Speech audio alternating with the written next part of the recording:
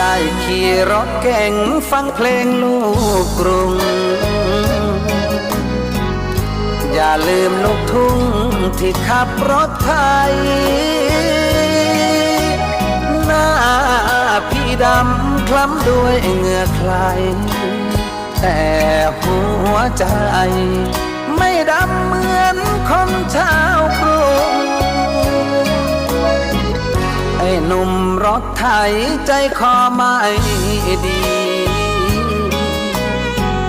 ห่วงแต่แฟนพี่ที่ไปเฟื่องฟุ้งวันเจ้าเพลินเสียลืมป้าลุงกลิ่นน้ำปรุงเสน่ห์เมืองกรุงเลิศล้อ